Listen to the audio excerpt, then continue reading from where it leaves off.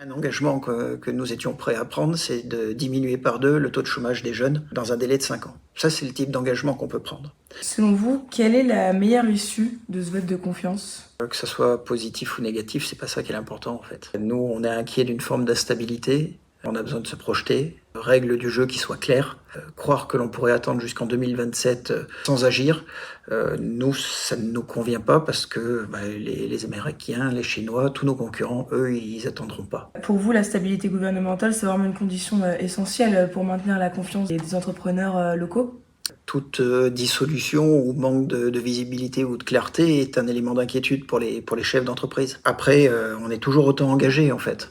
Vous diriez que ça peut freiner les décisions d'investissement? C'est souvent le cas. Qui plus est sur des périodes électorales comme celles sur lesquelles nous arrivons, prendre des décisions qui sont nécessaires et qui peuvent être impopulaires sont plus difficiles dans ces périodes-là. Ça fait quand même un petit bout de temps là qu'il y a certaines instabilités. Oui. Vous avez vu des conséquences concrètes?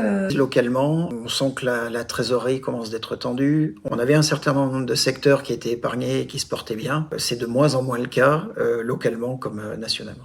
Par rapport à la dette publique et par rapport à ce que M. Bayrou a dit sur les boomers, est-ce que ça change quelque chose justement pour la possibilité de se lancer par rapport aux banques? Le robinet des prêts reste ouvert. Les conditions pour qu'il reste grand ouvert sont un peu plus compliquées. On est apolitique et religieux. Ceci étant, mettre en exergue une part de la population comme ça, c'est assez surprenant et on n'en voit pas l'intérêt. Nous, on est plutôt dans un souci d'efficacité. C'est ce qui est ressorti lors de la REF, donc la rencontre des entrepreneurs de France. Il y a un engagement que nous étions prêts à prendre, c'est de diminuer par 2 le taux de chômage des jeunes dans un délai de 5 ans. Ça, c'est le type d'engagement qu'on peut prendre. C'est 2 jours de férié. Ou c'est plus d'heures, ou c'est travailler différemment. C'est même pas forcément d'ailleurs de faire travailler tout le monde plus, mais peut-être de faire travailler plus de personnes en fait. Il y a certainement des choses à faire à ce niveau-là, et le nombre d'heures travaillées serait bien plus important. En cas de rejet du vote de confiance, ce serait Oui. quoi selon vous les principales craintes des chefs d'entreprise?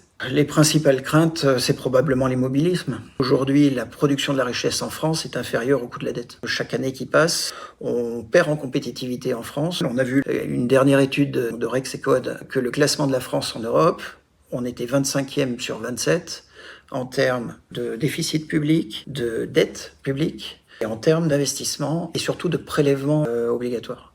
25e sur 27e en Europe. C'est juste fou en fait.